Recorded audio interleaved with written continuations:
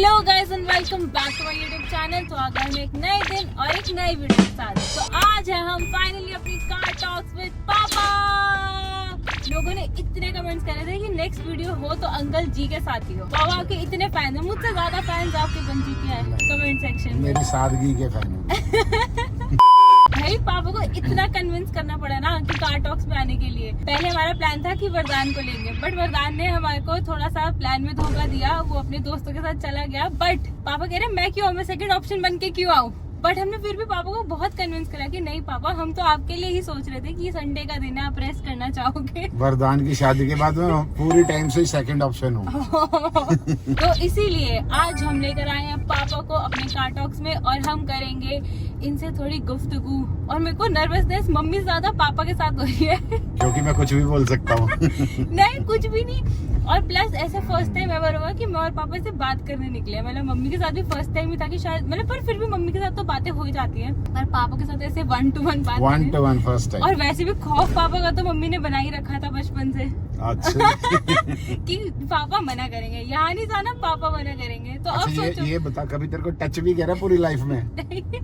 डांट तो फिर भी चलो थोड़ी बहुत, डांटा भी नहीं होगा, डांटा भी शायद ही कभी, मतलब बचपन में जब बहुत मारना छोटे तो थे। बहुत दूर की बात है, कभी डांटा भी नहीं होगा। तो तभी आज मुझे एकदम ऐसा नर्वसनेस हो रही है कि भाई मैं क्या सवाल पूछूं पापा से और पापा क्या बोलेंगे और ऐसे हम क्या गुफ्तगू करें। तो चलो फिर भी हम थोड़ा कुछ तो स्टार्ट करते हैं। मेरी नर्वसनेस ऐसे हो रही है कि जैसे भाई पता नहीं मेरे से ज्यादा तू नर्वस हो रही है। इसलिए मेरे को लग रहा है मैं इंट्रोडक्शन में कुछ ज्यादा ही बोल गई हूँ। पहले हम कॉफी ले लेते हैं पापा, हमारा रिचुअल है कॉफी लेने का, तो हम कॉफी लेते हैं। और आज पिलाएगी तू? हाँ पिलाओ। चल पापा ने पहले ही बोल दिया था पिलाएगी तू। भाई तेरा YouTube चैनल चल रहा है भाई, मेरा थोड़ा ना चल रहा है। तो पापा आपकी कॉफी ऑर्डर हो गई है? जी जनाब, धन्यवाद।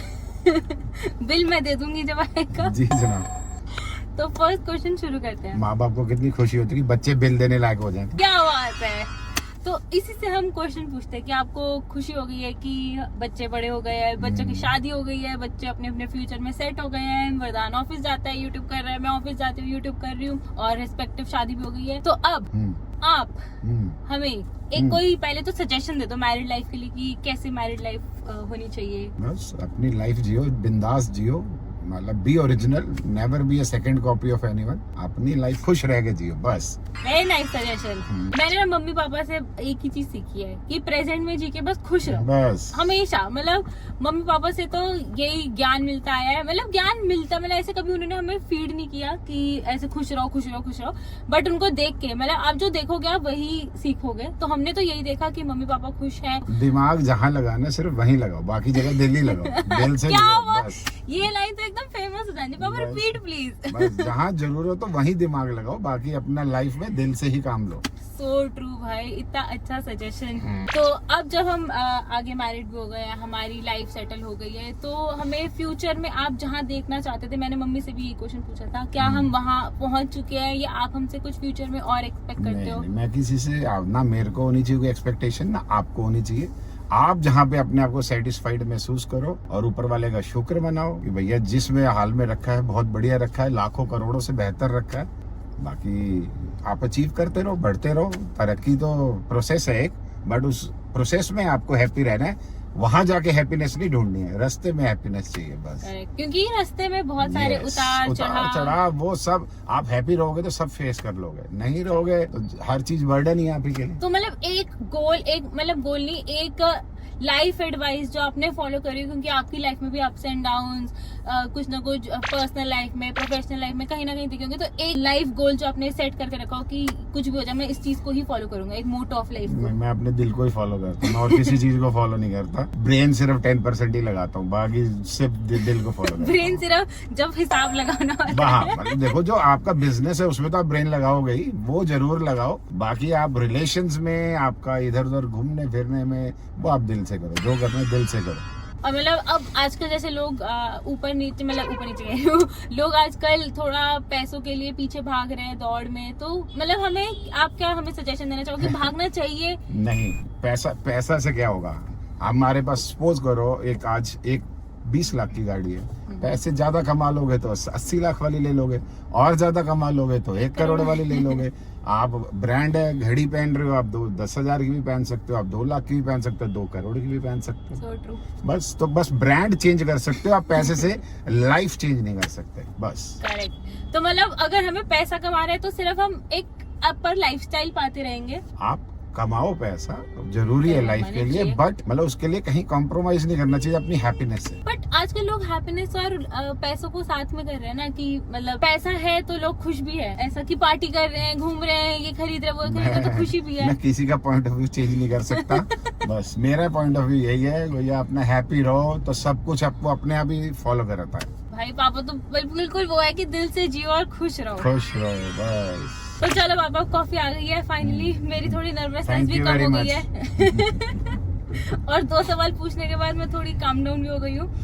अब मेरा सवाल आपसे ये है कि देखा, मैं सवाल जैसे पूछने लगती हूँ मैं क्वेश्चन ही भूल जाती हूँ आपके साथ बैठे बैठे। मेरे साथ ये हो रहा है पापा, ऐसा क्यों, इतना क्यों खौफ इतना बनाया तो था? नहीं डरा के रखा मैंने तेरे को कभी। तो चलो, अब मैंने ये क्वेश्चन ना मम्मी से भी पूछा था कि जैसे कि पापा कह रहे हैं कि आप बदल गए हो, मम्मी बदल गई है। तो सबसे पहले इस क्वेश्चन, इसका बैकग्राउंड पे आते हैं। लोगों ने ना बहुत सारा कमेंट किया था कि अंकल आंटी की शादी कैसे हुई थी। तो आप हमें शॉर्ट में अपनी अरेंज मैरिज की वो डिटेल्स बता दो कि कैसे रिश्ता हुआ था आप लोगों का।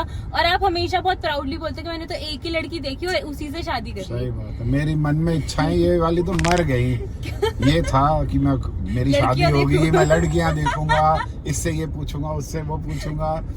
बस वो पहली लड़की देखी, मेरी चाची थे, मेरे को कहते तो आपकी कहीं ट्यूशन लगवानी है, ट्यूशन वाले के पूछने जाना है मेरे कजन का। हाँ। बस वो मुझे क्या पता था वो ट्यूशन वाले। क्योंकि जो मेरे नानू थे वो मैथ्स के टीचर थे, तो उन्होंने ये एक जाल बिछाया। बस वो मेरी ट्यूशन लग गई वहीं पे पहली लड़की देखी वही पसंद आई। तो ये आपकी शॉर्ट एंड स्वीट सी अरेंज्ड मैरिज वाली शादी। बट हमने उसके बाद अपना कोर्टशिप पीरियड खूब एंजॉय करा। क्या बात है आपने फिर उसको लव में चेंज किया। लव में चेंज किया उसको, फिर हमने उसको 6 महीने 7 महीने लव में अरेंज करा, बड़ी मूवीज देखी हमने इकट्ठे। क्या बात है। पर आप तो दिल्ली रहते थे और मम्मी लुधियाना। मैं स्पेशली लुधियाना जाता था पर आप बहाना क्या मारते थे, काम का बहाना मार के? काम पे ही जाता था, फिर मतलब जैसे काम पे 2 दिन लगते थे मैं 4 दिन लगा के आता था। तो मतलब बहुत क्यूटली आप लोगों ने अपनी अरेंज मैरिज को लव मैरिज में बदला। और हमारे जैसे मम्मी के उसमें कार्ड बॉक्स में मैंने बोला था कि बहुत ही लवी डवी कपल माना जाता है। मम्मी तो इस क्वेश्चन पे शर्मा गई थी। तो आप बताओ कि आप लवी डवी कपल माने जाते थे, तो हमारे व्यूअर्स को भी कोई, और हमें वरदानों में को भी आप जैसे कोई सजेशन देना चाहोगे मैरिज में फॉलो करने के लिए, कि कैसे क्यूट कपल बन के रहे? क्यूट कपल बनने के लिए देखो, सबसे जो मेन जरूरी बात है, आप कभी भी अपने रिलेशंस को कभी एक्सपोज नहीं करना, और जो दूसरों के रिलेशन, जो आपके रिलेटिव्स हैं, उनकी कोई भी अपनी लाइफ में फॉलो नहीं करना कि जो कोई कैसा है, कोई अच्छा है तो अच्छा है, बुरा है तो बुरा है। आपने घर में आप हस्बैंड वाइफ को उस पर टॉक्स नहीं करनी, मतलब इन द सेंस कि वो रिलेशन अलग है हस्बैंड एंड वाइफ का, बाकी सारे रिश्ते अलग हैं। सारे रिश्ते अलग हैं। आपने कभी किसी के कि वो ऐसे करता है, वो ऐसे करता है, वो नहीं सोचना है आपने। आप कैसे रहते हो, आप कैसे एंजॉय कर रहे हो, वो ही होना चाहिए। मतलब अब मैं इस पे ना इसी से रिलेटेड एक बहुत ही कॉन्ट्राडिक्टरी वाला और बहुत ही कॉन्ट्रोवर्शियल टाइप वाला क्वेश्चन पूछ सकती हूँ। पूछो। अभी तक सारे सी वाले थे सारे कॉन्ट्रोवर्शियल ही थे। मतलब फर्स्ट, सेकंड और थर्ड जैसे प्रायोरिटी देना चाहे तो मतलब कि हस्बैंड एंड वाइफ रिलेशनशिप, या जो बच्चे हो जाते हैं वो वाली फैमिली वाले रिलेशन को, मतलब बच्चे या मतलब वाइफ पहले कौन आनी चाहिए आपके लिए? नहीं, सब पहले हैं। सब ऐसा कुछ नहीं है, हर की अपनी एक जगह है। भाई भाई होता है, वाइफ होती है, बेटा होता है, बेटी होती है। बेटी अलग प्यार लेती है, बेटा एक अलग टाइप का प्यार लेता है।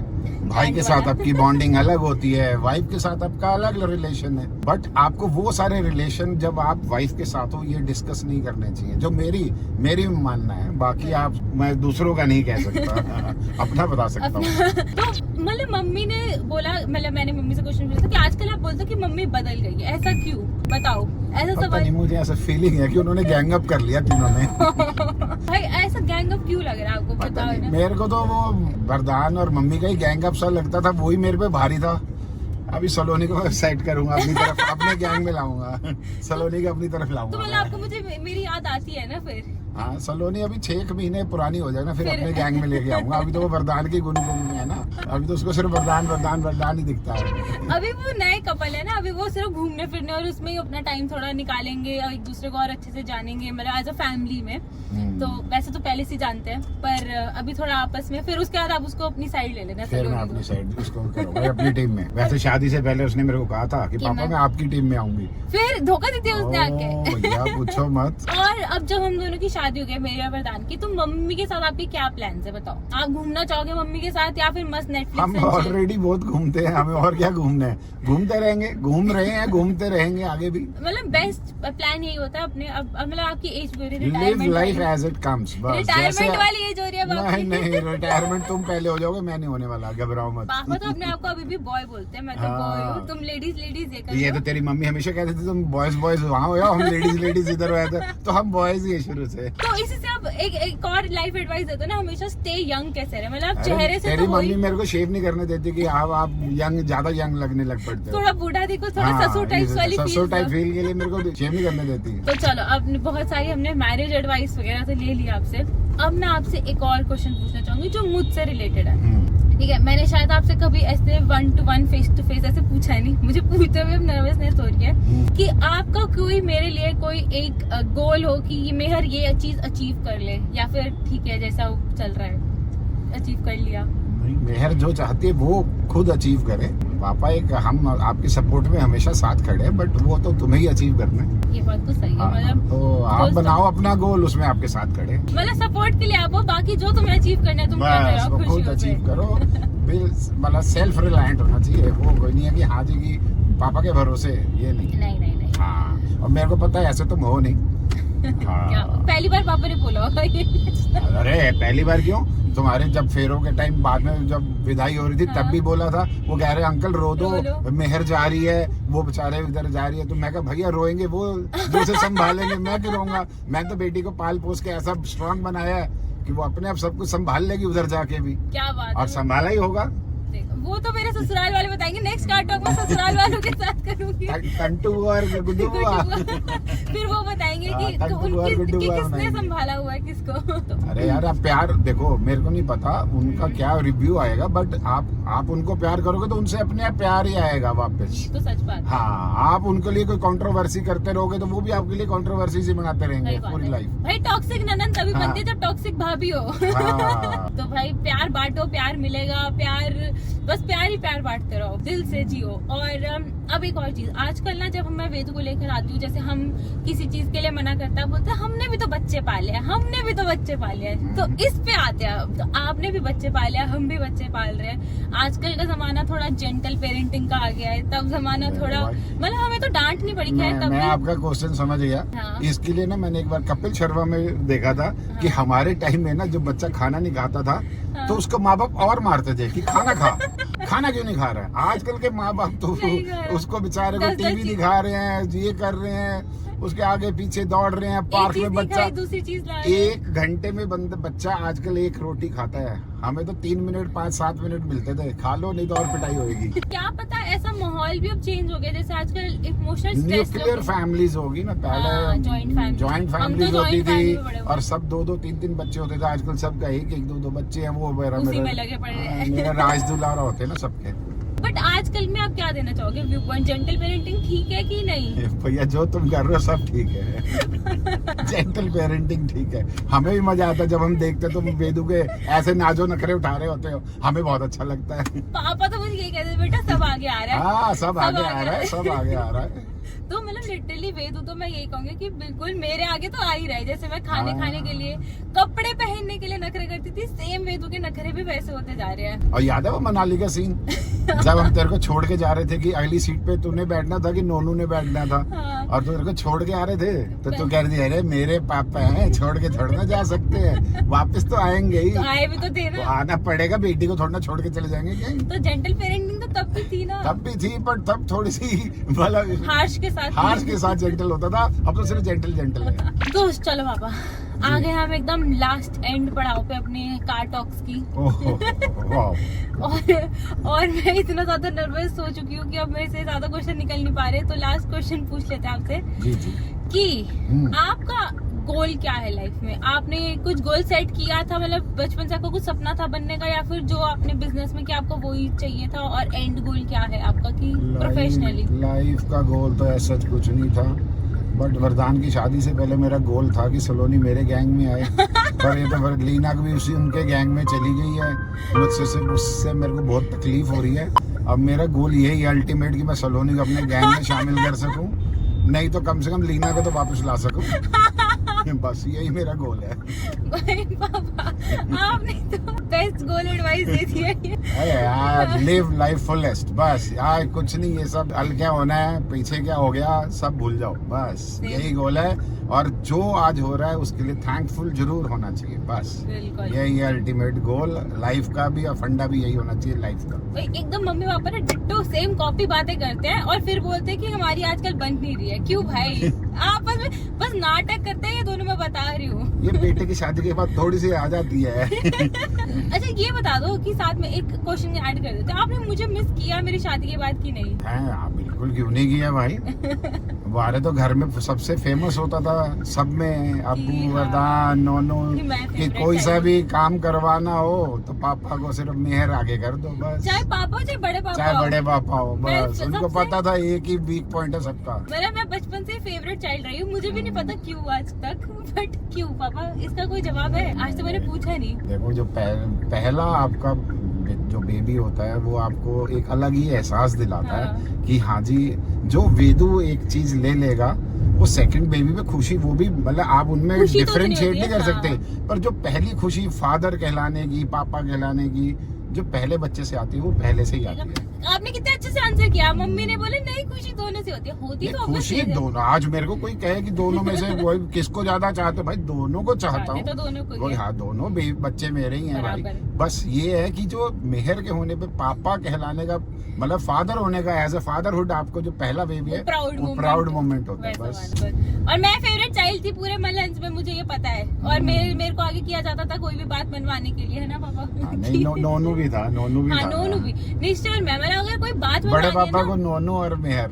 हाँ, और मतलब बड़ा पापा तो आज भी मुझसे बहुत प्यार करता है, मुझे इतना पता है। और अगर कोई भी बात मनवानी है, चल भाई मेहर आजा। हम चले, कोई ट्रिप प्लान करना है, चल भाई मेहर आजा, चले। मेहर को आगे कर दो तो ट्रिप प्लान हो गया, समझ लो। नोनू और मैं हमेशा आगे रहते थे, कुछ भी प्लानिंग करनी है तो चलो भाई हम दोनों ही जा रहे हैं। तो चलो पापा, थैंक यू सो मच, आपने इतनी सच्चाई के साथ हमें आंसर्स दिए। हमारे व्यूअर्स को भी क्या पसंद आए कि नहीं वो तो वो कमेंट्स में बताएंगे। ढेर सारा प्यार दो अपना कमेंट सेक्शन में। और इस वीडियो को पापा अब आप बोल दो एक बारी, क्या कहते हैं? लाइक करो, शेयर करो, सब्सक्राइब करो। यस, चैनल को सब्सक्राइब करना तो बिल्कुल मत भूले। And thank you so much for watching this video. Bye guys.